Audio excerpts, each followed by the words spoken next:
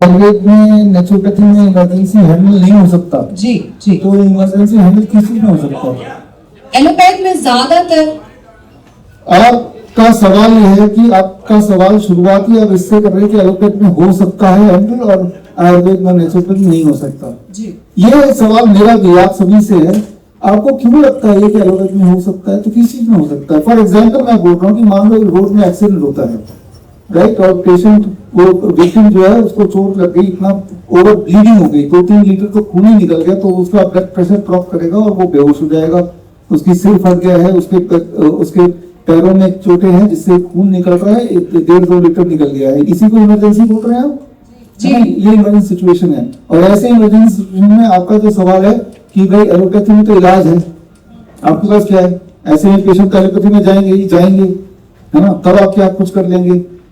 तब पेशेंट जाएंगे, जाते हैं, लेकिन जाने के बाद कितने लोग जिंदा रहते हैं, ये सवाल आपने कभी पूछा, कभी देखा? कभी सुनने में ये बड़ा कॉन्ट्रोवर्शियल मेरा जवाब आपको लग रहा होगा, लेकिन अभी तक का जो ऑब्जर्वेशन स्टडीज है पूरी दुनिया की, जो लेजिटिमेट जर्नल की बात कर रहा हूं, तो वहां पे ये देखा गया है कि जब इस स्थिति में, जो स्थिति मैंने अभी आपको बताई, परिस्थिति समझ गए ना, कि पेशेंट को टक्कर हुआ और वो उसको चोटें लगी, उसका सिर फट गया, ब्लीडिंग हो गया, ब्लड प्रेशर लो हो गया, वो तो बेहोशी हो गया। अब उसको उठा के ले कहाँ जाए? आपका जो ऑब्वियस ये कि एलोपैथी में ले जाएंगे। तो क्यों ले जाएं? क्योंकि हमें लगता है कि उससे बचने के चांसेस ज्यादा हैं, वहां बच ही जाएगा, यही है ना। लेकिन क्या आपने देखा है अगर ले गए और नहीं ले जा पाए, किसके बचने के चांस ज्यादा होता है? इस पे कई सारी स्टडीज हुई है। जब हमारे देश में तो अगर एम्बुलेंस आता ही 1-2 घंटे बाद, तब तक जो होना है हो ही जाएगा, है ना, वो तो छोड़ ही दो। लेकिन ऐसे देश हैं जहाँ पे मैक्सिमम टाइम लिमिट है 8 मिनट के अंदर आपको एम्बुलेंस, मतलब इस तरह से पोजीशन में, जैसे हम यहाँ पे वो है ना कौन सा ब्लिंकिट, तो वहां पे वही है कि 8 मिनट में किसी भी कोने में देश के जो एडवांस कंट्री है, अगर कोई एक्सीडेंट हुआ तो the victim has to be in the hospital in ICU, मतलब तो हो ही जाना चाहिए। ऐसा उनका पूरा सिस्टम बना हुआ है। तो वो उन लोगों ने जब भी, और बहुत रिसेंट वाले भी है मेरे पास जर्नल में, कि वे जब नहीं ले जा पाए या बहुत लेट ले जा पाए इन कंपैरिजन टू जब जल्दी ले जा पाए, तो ये देखा गया है कि जब जल्दी पेशेंट को ले जाते हैं, विक्टिम को, in this case injured victim को जिसका ब्लड लॉस हो गया, तो उनके मरने के चांसेस उल्टा और बढ़ जाते हैं। It must be shocking to you. लेकिन बढ़ क्यों जाते हैं, इस पे इन्वेस्टिगेट किया, क्योंकि जब ले जाते हैं तो वो बेहोश पड़ा होता है, उसके एयरवे को फ्री करने के लिए इंट्यूबेशन करते हैं। जो इंट्यूबेशन का प्रोसेस होता है, वो प्रोसेस इस तरह से बैलूनिंग है, कुछ देर के लिए उसकी सांसें रुक जाएगी। एक तो पहले ही सांसें कम आ रही, कुछ देर के लिए रोक देंगे तो वो एक डिसएडवांटेज है। दूसरा, आईवी फ्लूइड चढ़ाते हैं, तो आईवी फ्लूइड चढ़ाते ही पूरा होमोस्टेसिस ऑलरेडी बिगड़ जाता है। जब ब्लड लॉस हो रहा है तो बॉडी एक इमरजेंसी मोड में आ जाता है, जिसे फाइट एंड फ्लाइट सिंड्रोम बोलते हैं, और बॉडी अपने जो क्रूशियल ऑर्गन्स हैं, जैसे हार्ट हो गया, ब्रेन हो गया, सारा खून वहां पे कॉन्सेंट्रेट करता है, और बाकी उतने क्रूशियल ऑर्गन जो नहीं है तो उसमें थोड़ा कम खून भी चल जाएगा। जैसे पैर है, हाथ है, तो मतलब अगर हाथ में खून थोड़ा कम भी चला गया तो मरने नहीं वाला इंसान। लेकिन जैसे आईवी फ्लूइड लगाते हैं तो वो जो बॉडी का जो इमरजेंसी सिस्टम काम कर रहा है उस इंसान को जिंदा रखने के लिए, वो स्विच ऑफ हो गया। तो ये बात समझनी पड़ेगी कि IV fluid itself can be a reason for the person जो अदरवाइज जिंदा रह जाता, in spite of the blood loss, वो जिंदा नहीं भी रह सकता है। तो इस तरह से जो इमरजेंसी में 2-4 चीजें की जाती हैं, तो जैसे मान लो ऑक्सीजन सिलेंडर लगाया जाता है, ये तीसरी चीज कर देते हैं, तो ये तीनों के कॉम्बिनेशन से वो इंसान को बचाना और मुश्किल हो जाता है। ये मैं तो बोल ही रहा हूँ खैर, लेकिन ये जर्नल का रिपोर्ट है। पहली बात तो आपके जो सवाल का पहला पार्ट पढ़ा दीजिए कि एलोपैथी में ले जा सकते हैं इसलिए क्योंकि वो जाते हैं यहाँ पे। अगर कोई आयुर्वेद में ले जाना भी चाहेगा तो है ही नहीं ना, क्योंकि वो है नहीं, तो लेके कैसे जाओगे आप, है ना। तो यहाँ का जो परिस्थिति ऐसी बनाई हुई है कि 99% of the budget is for allopathy, तो जाहिर सी बात है वो चीज हर जगह होगी। आप कुछ कर रहे हैं इस चीज के लिए? हाँ, अब आते हैं हमारे इस पे, हम ये कर रहे हैं कि handling emergency life support and pain management, इस पे हमने अभी ट्रेनिंग प्रोग्राम शुरू किया है। आप में से कुछ लोग तो यहाँ पार्टिसिपेंट भी आए हैं, ये है ना, और ऑनगोइंग है अभी ये। और ये ट्रेनिंग जो सेंटर है हमारा, डॉक्टर BRC मेडिकल एकेडमी, ये समाल खान है, समाल खान के इस ट्रेनिंग सेंटर के जो चेयरमैन है विनोद बंसल जी बड़े बड़े दिखने वाले जो मेडिकल इमरजेंसीज हैं उनके आसार मतलब तो यहाँ पे विनोद बंसल जी हैं और इन्होंने यही चेयरमैन है उस ट्रेनिंग सेंटर का। Thank you sir. तो ये शुरू किया है और रहा सवाल जो आपके दिमाग में डाउट है, सभी के दिमाग में, क्या इमरजेंसी हैंडल हो सकती है, आप कभी ट्रेनिंग सेंटर आके देखिए कि अलग अलग तरह से अगर कोई बेहोश हो जाता है, किसी को कार्डियक अरेस्ट आ जाता है, किसी को चोटें लग जाती है, किसी को सांसें नहीं आ रही हैं, किसी का सिर फूट जाता है, ये सब होगा। किसी को सीजर आ गया, फिट्स आ गया तो एलोपैथी वाले क्या करेंगे, वो इंतजार करेंगे कब खत्म हो। लेकिन हम क्या करेंगे, आप कोई भी तीखी चीज उसे जैसे सुनाएंगे फिट वहीं पे हॉल्ट हो जाएगा, इट हैज टू हॉल्ट। तो इतना ही तो बताना है। एलोपैथी वाला इंतजार करेंगे तो फिर जब खत्म होगा तब हम देखेंगे, हम तीखी चीज सुना देंगे और हॉल्ट हो जाएगा उसी वक्त। तो इस तरह से बड़े दिखने, जैसे मान लो कोई हार्ट अटैक होगा तो क्या करेंगे, उसी वक्त उसको अदरक चबाने को बोलेंगे, एंजाइना पेन धीरे धीरे कम होता है। These are all evidence based, है ना। इस तरह से हमने पूरे 52 अलग अलग मेडिकल कंडीशन के इमीडिएट प्रोटोकॉल हमने बनाया जो इमीडिएटली। और रहा सवाल ये कितना इफेक्टिव होगा, उसका एक नमूना मैं आपको बताना चाहता हूँ, आपको हैरानी होगी। डॉक्टर अंतिम जैन यहाँ पे हैं, बाहर गए, ठीक है, आने दीजिए। हाँ, तो खैर आने दीजिए को, फिर इस पर बात करेंगे हम कि ऐसे ऐसे इमरजेंसीज हैं जो एलोपैथी वाले कभी सोच नहीं सकते। और वो आप सर मेरा क्वेश्चन है, हाँ, लेकिन रोज रोज नहीं मरना ना, एक दिन तो मरना ही है सभी को, है ना। डर डर के रोज रोज क्यों मरना, है ना। सही बात। दूसरी बात, जो लोग पंगा नहीं ले रहे हैं, मान लो जो लोग सच नहीं बोल रहे हैं, तो वो कौन सा हमेशा जिंदा रहने वाला है ना, बिल्कुल नहीं वाले को। और तीसरी बड़ी बात, क्या पता उन्हें डर लग रहा हो, कौन सी बोल का खोज ले आज, है ना। उनके भी 2 ही हाथ है, 2 पैर है, उन्हें भी भूख लगती होगी, है ना। तो उनके गलतियां तो उन्होंने की है। तो जो भी सच है वो लोगों तक पहुंचाना जरूरी है। और अभी तक भी हम जिंदा हैं तो कुछ अच्छे लोग रहे होंगे जिन्होंने समाज को इस लायक बनाया कि हम जिंदा हैं। तो आज का समाज तो हमारे हाथ में है, तो कुछ ना कुछ एक सवाल मेरा, देखिए 2021 में hymns hospital and institute of integrate medical sciences की शुरुआत की थी मैंने आचार्य मुनि जी के साथ, इस सोच के साथ कि पेशेंट सेंट्रिक इलाज होना चाहिए। पेशेंट अगर आता है, जैसे आपने देखा हमारे पूरी टीम है यहाँ पे, इनके पेशेंट भी देखे और बार बार हमने अपने चैनल्स के थ्रू, वीडियोस के थ्रू देखा कि किस तरह से बड़े दिखने वाली बीमारी किस तरह से आसानी से ठीक करते हैं, बहुत ही थोड़े से पैसे लेके, राइट। और आपके पेशेंट तो यहाँ पे हैं ही हैं, वो इसको बताएंगे, कुछ थोड़े से पैसे लेके, चाहे वो लंग कैंसर की बात करें, प्रोस्टेट कैंसर की बात करें, लिवर क्रॉनिक लिवर डिजीज की बात करें, वो यहाँ पे है। तो मंशा ये थी कि पेशेंट सेंट्रिक इलाज हो, एक जगह हो जहाँ पे वो आए और उनको हम जितना जरूरत है उतना ही करें। और आप सब ने भी सपोर्ट किया। 2021 में मुझे पहला हॉस्पिटल खोला डेरासी में और वो हमेशा भरने लगा, लोग आने लगे। लिवर और किडनी के पेशेंट्स और डायलिसिस लोगों की छूटने लगी और पेशेंट आने लगे, क्योंकि वो हॉट वाटर मशीन से डायलिसिस छूट जाता है और ट्रीटमेंट कम हो जाता है। और आज भी ऐसे पेशेंट यहाँ पे भी अभी बात की है प्रवीण नंदा ने इस बारे में, तो लोग आने लगे और हॉस्पिटल पे हॉस्पिटल हिम्स और खुलने लगे, देश भर में कई सारे खुल गए। लेकिन साथ ही साथ ये हमें समझना होगा कि मेन हमारा गोल तो यही था ना कि भाई इंसान ठीक हो जाना चाहिए, कम पैसे में, कम टाइम में, और उतना ही इलाज दो जितने की जरूरत है। अगर कोई गाड़ी की जरूरत है थोड़ा सा दे दो, उतना ही जितना जरूरत है।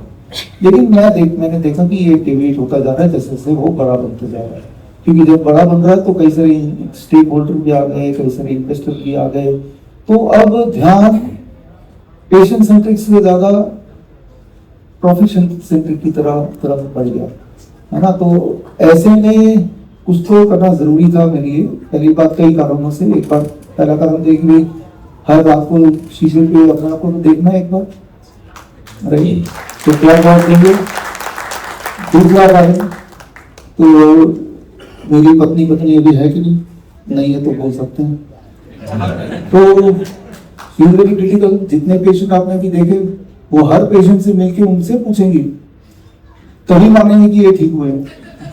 स्टेज पे आकर कोई कुछ भी बोल देगा, है ना, वीडियो में भी कोई कुछ बोल देगा, सामने जाके एक एक से मिलके।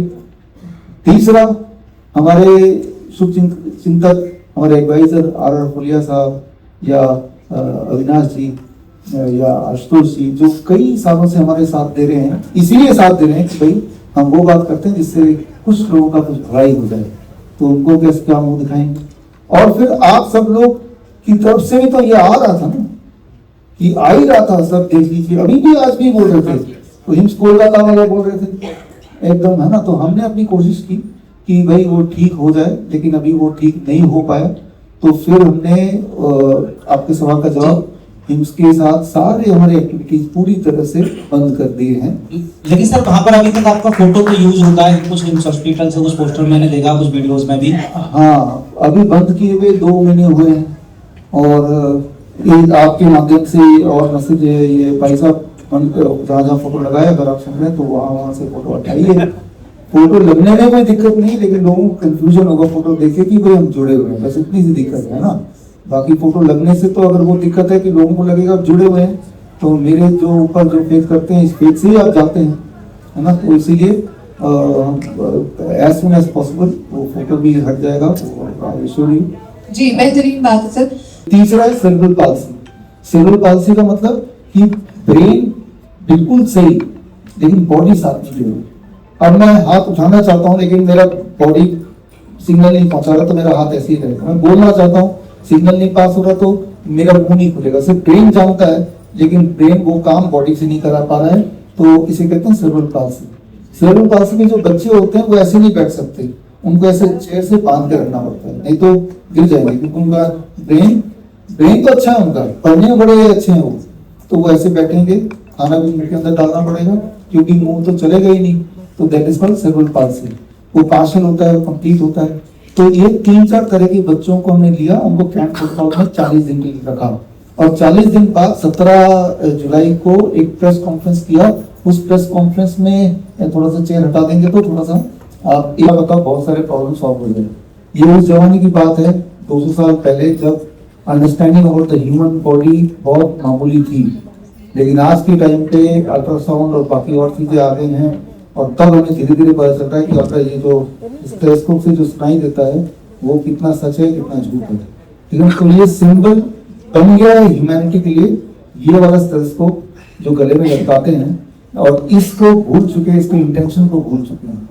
ठीक है ना, तो हम इससे इसकी शुरुआत वाली जर्नी भी याद दिलाना चाहते हैं। हम आपको ये याद दिलाना चाहते हैं, जिस तरह से बाहर एक आवाज की दुनिया है, हमारे बॉडी के अंदर भी एक आवाज की दुनिया है, राइट। एटलीस्ट टेलीस्कोप ने ये आपको बताया कि बॉडी के अंदर से आवाजें आती हैं, लेकिन उस आवाजों का निष्कर्ष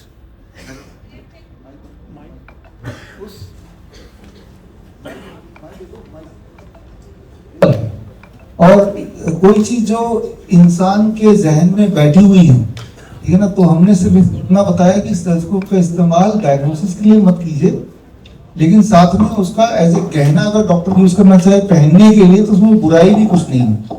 जिस तरह से आप गहने पहनते हैं उसका क्या यूज है, कान में बाली पहनते हैं क्या यूज है, या मैंने ये कपड़ा पहना नीले कलर का तो मुझे अच्छा लग रहा है, और क्या बोलेंगे, वो तो किसी भी कपड़े से आप अपने आप को ढक सकते हैं। ठीक है ना, तो जस्ट अ सिंबल कि इंसान ने कोशिश की, और कोशिश करके अंदर की धड़कनें सुनने की कोशिश की और सुन पाए, और अंदर की दुनिया से, आवाज की दुनिया से हर एक को जोड़ा, राइट। ये अपने आप में बड़ी बात है। और एक और बात है, टेलीस्कोप की आज कमियां तो मैंने आपको बताई, लेकिन छोटे बच्चे जो होते हैं, छोटे बच्चे, बिल्कुल छोटे बच्चे जो बोल नहीं सकते, मान लो 2 साल तक के बच्चे, उनका स्किन बहुत ही पतला होता है, तो उनके केस में स्टेथोस्कोप का जो सेंसिटिविटी है वो करीब 90% है। तो ऐसा नहीं है कि स्टेथोस्कोप बिल्कुल यूज नहीं करना। छोटे बच्चे जो बोल नहीं सकते, अपने सिम्टम नहीं बता सकते, पहली बात, प्लस दूसरी बात, उनका जो स्किन है दैट इज टू थिन, तो उनकी जो आवाज आती है that is more clear and that is more conclusive in comparison to, जैसे हम बड़े होते हैं तो हमारा ऑर्गन जो हार्ट है वो कहीं इधर उधर भी खिसक जाता है। आपको बड़ा ताज्जुब होगा, हमारा जो लिवर बड़ा हो जाएगा तो वो डिस्टेंस जो है कई बार 10 सेंटीमीटर भी इधर से उधर हो सकता है, हो जाता है। 1 सेंटीमीटर से लेकर 10 सेंटीमीटर तक हमारे ऑर्गन डिस्प्लेस हो जाते हैं, लेकिन एक डॉक्टर तो यही सोचेगा इसका हार्ट तो यहीं पे होगा, यही सोच के वो उस हार्ट को कंसीव करेगा, लेकिन वो थोड़ा सरक गया, लिवर थोड़ा सरक गया, पेट अपनी जगह पे नहीं है, तो जो सुनाई देगा वो पेट की आवाज नहीं है, वो लीवर की आवाज है जो एक्सटेंड हो चुकी है। लेकिन छोटे बच्चे के केस में ये सारी चीजें नहीं है, इसलिए छोटे बच्चे के केस में इट इज स्टिल यूजफुल। ऊपर से छोटा बच्चा कुछ बता भी नहीं सकता मुझे कैसा फील हो रहा है, तो वहां पे उसको ये जो किताब मैंने आज रिलीज की है, इस किताब में एक चैप्टर यही डाला है मैंने, right, one chapter I dedicated to this कि कहाँ पे इसका यूज फिर भी है और कहाँ पे नहीं है। हमारा तो ये ट्रेनिंग प्रोग्राम बड़ा छोटा सा है, इसलिए एक पार्ट उसका लिया, लेकिन एक पार्ट अभी मैंने कवर कर लिया। तो सर क्या कहना है, रबर ट्यूब सामने आपको दिख रहा है ना। तो अभी जो रिकवरी है हमारे हिसाब से, हमारी टीम के हिसाब से रिकवरी मानना पड़ेगा, जो खाना पीना उसका बेहतरीन है, आप मानिए। जो नहीं आप यही खड़े होंगे, ये एक ही बात दे सकते कि एक ही पर्ची है। इसका बात से करता था, बोलता था, लेकिन प्रोटोकॉल अपनाने के बाद 1 महीने के बाद वो बहुत से चेंजेस आए इसमें। और अभी ये लंबा शब्द इसको तो हमें सुनाया नहीं, लेकिन कहाँ से कब सुना है ये, शायद उसका दिमाग में फीड हुआ है, वो निकल रहा है। तो हम आश्चर्य हो जाते हैं जो शब्द ये बोलता है, नया नया शब्द बोलता है, और वो भी उड़िया का पूरा साहित्यिक शब्द बोलता है, अच्छा शब्द बोलता है। जो कि हमारा एरिया तो उड़िया तो है, लेकिन वो वेस्टर्न उड़ीसा से साइड में थोड़ा अलग टाइप का उड़िया बोलते हैं, उसको संबलपुरी कहते हैं। हमारा हमने यहाँ तक कि 2.5 लीटर खून निकाल के, हम तो और निकालने वाले थे, मुझसे पहले वो चल बसे।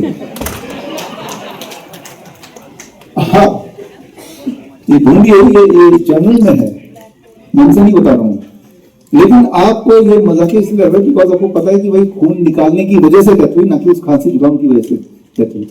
लेकिन मैं ये बोलना चाह रहा हूँ कि शुगर बनाइए, आप आज से 200 साल पहले हम पैदा नहीं हुए, आप पैदा नहीं हुए। सोच के देखिए, आज से 200 साल पहले पैदा होते, यूएसए में पैदा होते, आपको खांसी होती तो क्या होता? वो तो बहुत लोग खुशकिस्मत होंगे कि खून थोड़ा बहुत निकालने के बाद वो पेशेंट बाई चांस वैसे ही ठीक हो जाता है, तो बोलता है कि चलो बच गया मैं।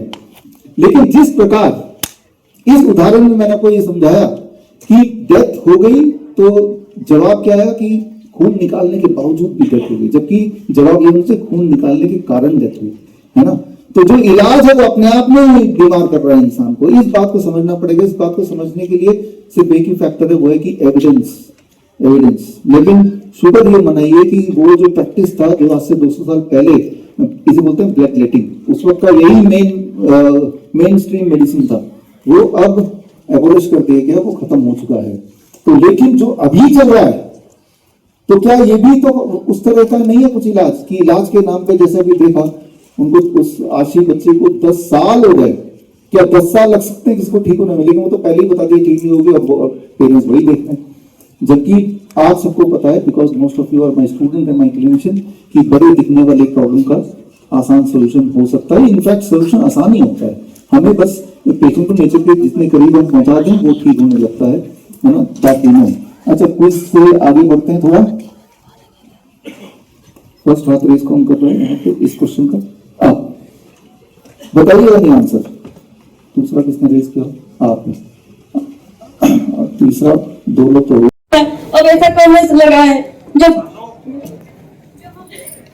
हम ऐसा एक क्या बोलते हैं तो मुझे नहीं पता हिंदी में, ये जो ऐसा करने नहीं जानता था, ऐसा कर रहा था और ऐसा करने लगा है। इतना अच्छा रिजल्ट मिला है मुझे, मैं बता नहीं सकती सर। अब वो कितनी थैंक यू बोलो, अब तो हमारे लिए पता नहीं क्या है।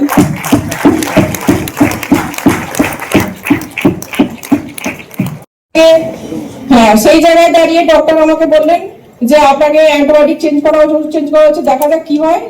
আমাকে বললো যে एंडोस्कोपी रिपोर्ट আসলে আমরা সবটা বলতে পারবো।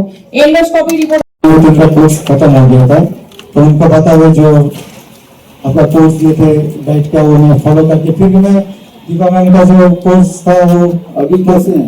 अभी मैं पूरा स्वस्थ हूँ सर। उस पहले तो आपको वॉमिटिंग था, ब्रेथलेसनेस था, वीकनेस था, पेट में दर्द था, पेट में दर्द है? अभी नहीं है मैं सर। नहीं है? कमजोरी है?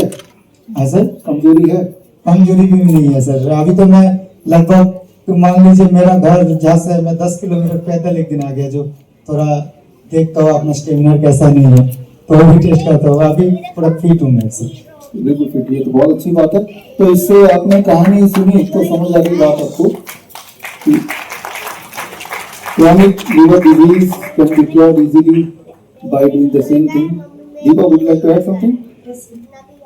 जब ये आए थे तो इनकी इतनी सारी दवाइयाँ थी, and जैसे आप बोलते हो कि एलोपैथी का दवाई कभी कोई किसी को ठीक नहीं कर सकता है, तो मैंने इनको यही बोला कि दवाई की इतनी सारी साइड इफेक्ट्स हैं, हो सकता है बीमारी छोटी हो, दवाइयाँ ज्यादा खा रहे हो उसके साइड इफेक्ट है, तो आपको और दवाइयाँ नहीं खरीदनी है और इसको भी टेपर डाउन करनी है या बिल्कुल बंद करनी है। तो उन्होंने मेरी जो ये बात मानी, मतलब नेक्स्ट डे से मैम का बात मान के मैं दूसरा दिन से ही दवाई खाना छोड़ दिया, क्योंकि मैं एक जैसे मैम ने बोला ऐसे किया तो थोड़ा देख रहा हूँ, मतलब एक अलग सा मतलब शरीर में ठीक लग रहा है। मैं दूसरा दिन से ही पूरा दवाई छोड़ दिया। मेरे घर में अभी भी दवाई पड़ा हुआ है। ग्रेट। वो दवाई छोड़ने के बाद इनकी हीलिंग जर्नी ना सर बहुत मतलब इजीली हो गई। ये बोल रहे थे मेरे ये साइड इफेक्ट हो रहा है, ये हो रहा है, कुछ नहीं था, बस मेरे को लीवर के ऊपर काम करना था, जो डीआईपी डाइट नहीं किया, और इनके जैसे पेट में भी पानी था, लंग्स में भी पानी पेट में सर पानी हुआ था, जो मैं बस्ती वाला दवाई खाया था ना, उसके बाद से अचानक पेट फूलना स्टार्ट हो गया। मतलब पेट फूल रहा है, थोड़ा सा खाने से भी पेट फूला रहता है। तो उसके बाद तो दीपा मैम का जो भी है अभी डाइट फॉलो किया और अभी तो मेरा सब कुछ ठीक है। तो यार देखिए दीपा जी का डाइटिशियन दीपा का क्लिनिक उधर दिख रहा है, और इससे पहले जो hospital Govind Singh government hospital Gujarat जहाँ पे आपने इनिशियली गया था वो दिख रहा है, राइट। तो सुमोना दत्ता आपके सामने है, और ये जो आप देख रहे हैं ये पहले का इनका नाभि के ऊपर जिस तरह का आप यहाँ पे एक होल सा देख रहे हैं, और अभी का ये अभी लेटेस्ट हमने लिया था फोटो, ये लेटेस्ट फोटो है इनका, ये पूरा हील हो गया और अभी और पूरी तरह हील हो गया। इसके बीच की जो जर्नी है यहाँ से यहाँ तक की, ये सुमना दत्ता जी और साथ में जो हमारे श्रीपत उपाध्याय ये बताएंगे। ये कहानी शुरू होती 2024 से सीएमसी वेलोर, यानी कि आज यहाँ पे सीएमसी वेलोर के कम से कम 2 पेशेंट हैं। यस सुमन। নমস্কার, আমি সুমন দত্ত, আমার বাড়ি হাওড়া, ওয়েস্ট বেঙ্গল। তো আমার জার্নিটা যদি আমি বলতে চাই, এতটা সোজা ছিল না, যে মানে ভয়ঙ্কর ছিল, ভয়ঙ্কর। মানে আমি মেন্টালি অনেকটা স্ট্রং বলে হয়তো এই জায়গায় দাঁড়িয়ে আছি, হয়তো আমি বাঁচতাম না। সামান্য একটা অ্যাপেন্ডিক্স অপারেশন থেকে আজকে আমি এত বড় জায়গায়। অ্যাপেন্ডিক্স অপারেশন যখন আমার হয়, নর্মাল অপারেশন, সেখান থেকে ইনফেকশন শুরু হয়, দীর্ঘদিন ইনফেকশন চলে, ডক্টরের কাছে যাই, ডক্টর রেগুলার আমাকে অ্যান্টিবায়োটিক চেঞ্জ করে লাস্টে অ্যান্টিবায়োটিক ইনজেকশন দেওয়া শুরু করেন, কিন্তু ওইভাবে ঠিক হলো না। লাস্টে আমার বাড়ির লোক বললো যে চলো সিএমসি ফেলোর চলো। তো সিএমসি ফেলো হয়ে গেলাম। ওখানে গেলে ডক্টর আমাকে বললো যে আপনার ইনফেকশনটা ঠিক হবে না, আপনাকে অপারেশন করতে হবে। তো সবাই মেন্টাল প্রিপেয়ার হয়ে, অনেকগুলো টাকারও ব্যাপার, তো সবটা মিলিয়ে ঝুলিয়ে আমরা অপারেশন করাই। অপারেশন ट्यूबर हुआ, गैस का प्रॉब्लम था, उसके बाद फिर अचानक बेस्ट ट्यूबर वगैरह हुआ।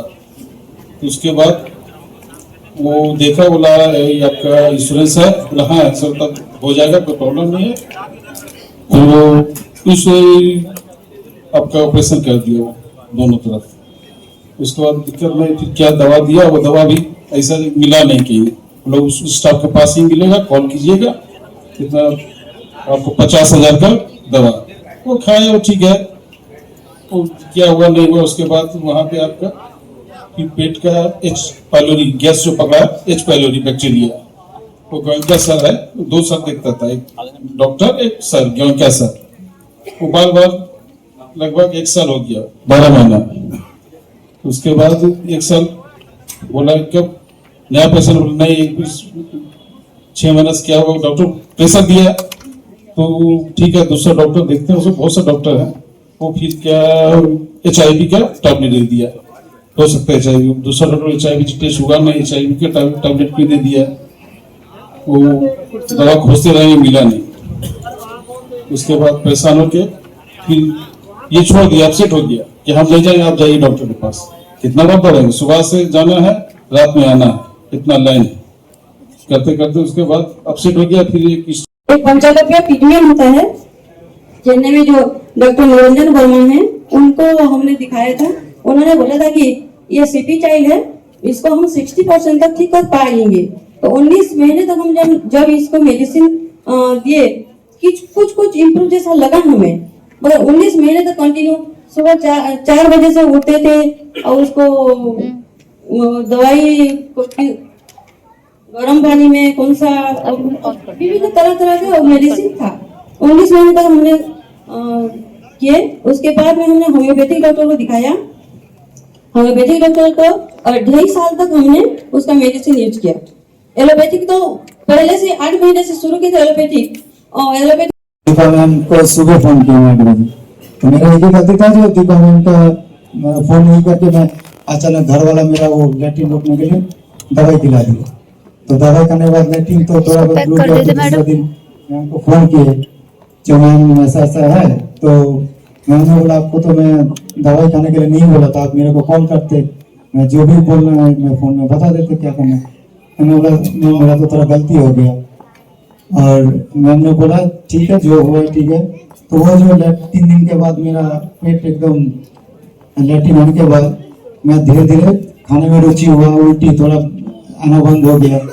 और बीच में मैंने एक गलती किया था, बीच में मैं घर में रहते हुए और डॉक्टर के पास से रिपोर्ट आया था उसका 15 दिन में और लेट किए थे।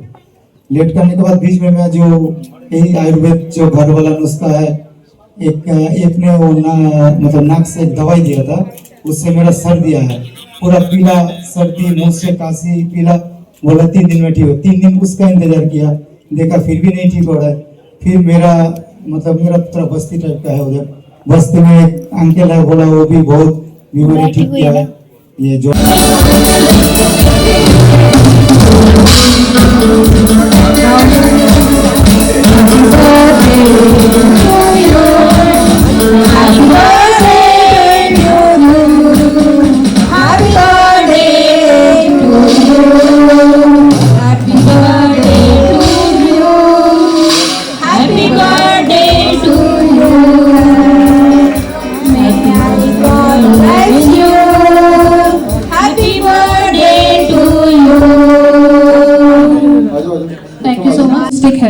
and social transformation.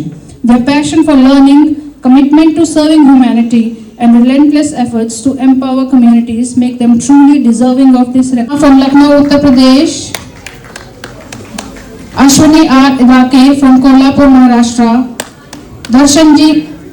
Darshan Singh from Bhatinda, Punjab, Prabin Nanda from Balangir, Odisha, Shubhankar Daji from Serampur, West Bengal, Karim Khan from Krishna. Tension की वजह से, अपनी हुनर दिखाने की वजह से बहुत सारा नुकसान कर देते हैं। एक पेशेंट जब डॉक्टर के पास जाता है उसका मकसद होता है ठीक होना, लेकिन एक डॉक्टर जब पेशेंट को देखता है क्या उसका मकसद होता है ठीक करना? ये एक इंपॉर्टेंट सवाल है। तो ऐसे कुछ मॉडल चाचा से मैं आपको मिलाऊंगा जो जिनका इंटेंशन, जिनका मकसद वो नहीं है जिस मकसद से वो पेशेंट उसके पास गया है। ऐसे 2 पेशेंट से मिलाता हूं जो ऐसे मॉडर्न चाचा के पास गए थे और अब फिलहाल यहाँ पे हैं। जरा सोच के देखिए, ये तो ठीक होने गए थे ना, लेकिन चाचा अपना हुनर दिखाएंगे। चाचा का जो पर्पस, जो मकसद है, वो वही मकसद नहीं है जो पेशेंट का मकसद है। पेशेंट का मकसद कुछ और है, मुझे ठीक होने के लिए जा रहा हूँ, ये सोच के वो गया है। लेकिन वहाँ जो मॉडर्न चाचा है उसका मकसद कुछ और है। इंसुलिन की सेल बढ़े, हमारा भी मुनाफा बढ़े। वो कब बढ़ेगा? जब ये बच्चा लगातार कस्टमर बना रहेगा, जब तक कि बच्चे के अंदर जान है, तभी तो होगा ना। तो बड़ी दिखने वाली प्रॉब्लम का कोई आसान हल भी हो सकता है। अभी आपने देखा थोड़ी देर पहले गांव के चाचा को कि आसानी से वो घड़ी देख के टाइम बता सकते थे, लेकिन घुमा फिरा के अपना हुनर दिखाने के लिए, क्योंकि उनका मकसद टाइम बताना नहीं था, सिर्फ उनका मकसद ये भी बताना था कि भाई मैं कुछ अलग हूं, मैं आपसे ज्यादा ज्ञानी हूं, है ना। तो ठीक उसी तरह से इनके साथ हुआ। और पहले तो चुग हॉस्पिटल आप भिवानी गए 6 अप्रैल को, उसके बाद अप्रैल महीने में मेदांता हॉस्पिटल गए और वहां से 30 यूनिट इंसुलिन लेते थे। 30 यूनिट इंसुलिन की जिंदगी की शुरू हो गई। आपका उम्र कितना है अभी? 10 इयर्स, है ना। कौन सी क्लास में पढ़ते हैं? 6th में पढ़ते हैं। 6th में पढ़ते हैं। 30 यूनिट इंसुलिन माइक है। तो जो कहानी आपके मॉडर्न चाचा ने आपको बताई, थोड़ा सा अपना उस वक्त का, मार्च का, अप्रैल का थोड़ा सा बताइए अपने बारे में बताइए पहले तो। नमस्कार साथियों सभी को। मेरा नाम अभिषेक है, मैं भिवानी हरियाणा से हूँ। जैसा कि डॉक्टर साहब ने बताया, ऐसे ही मेरे को यानी जिंदगी में अचानक ही एकदम से यानी जो कहते हैं ना दुर्घटना, वो होगी। और वो दुर्घटना इतना भयानक रूप जब ले लेती है जब वो आपके बच्चों के साथ हो। तो ऐसे ही मैं मेरी बेटी को लेकर गया भिवानी में डॉक्टर चुप के पास, तो उन्होंने इसको डायग्नोज किया तो डायबिटिक बताया, बोले आपकी बेटी डायबिटिक है। ऐसे ही यानी थोड़ा एक बार तो शब्द सुना मैंने, लेकिन ये लगा होगा चलो भाई थोड़े दिन में ठीक हो जाएगा, जैसे फीवर होता है वैसे होता है। लेकिन जैसे ही वो मेरे को बताते गए सारी चीजें, तो वो यानी एक किस्म से लाइफ लॉन्ग के लिए ऐसे हो गया कि भी आपको इंसुलिन पे रखना पड़ेगा इसको। तो ऐसे करते करते 6 दिन 7 दिन उन्होंने रखा हॉस्पिटल में एडमिट इसको। उसके बाद मैं जबरदस्ती छुट्टी लेके आया, मैं आपको ये बताना चाह रहा हूँ, क्योंकि वो बोल रहे थे, वो पैनिक हो गए एकदम से। मैं बोला जी मैं सेकंड ओपिनियन लूंगा, क्योंकि मैं सेटिस्फाइड नहीं हूँ कि भी इस तरीके से बच्ची को 10 साल की होगी है, पहले बीच में कभी कुछ नहीं हुआ, लेकिन अब एकदम से ये क्या हुआ। तो वो पैनिक हो गए, बोले आप अपने आप को क्या समझते हो, मैंने इतनी मोटी किताबें पढ़ी हैं, ये यानी बहुत सारी चीजें जो कि हम एलोपैथी के बारे में सुनते आ रहे हैं। तो मैंने उनको बोला कि भी ये मेरा राइट है, मैं कहीं भी जाके अपने बच्चे को दिखा सकता हूँ, तो आप इमीडिएटली इसको डिस्चार्ज दें और मैं सेकंड ओपिनियन लूँगा। जैसे ही फिर मैंने 2 या 3 दिन इसको घर पे रखा, उसके बाद में फिर वही मेडिकल साइंस पे अंधविश्वास, क्योंकि शुरू से हम भी एलोपैथी, ले बेटा ये है, ऐसे कर ले, डॉक्टर बनना है, ये करना है, ऐसे करके मैंने वेदांता में अपनी अपॉइंटमेंट बुक की बेटी की। तो फिर वहाँ लेके गया, उन्होंने इसका जो भी चार्ट दिया था वो सब फॉलो देख के 1 घंटे लगभग मैंने बात की वहाँ से डॉक्टर से। तो फिर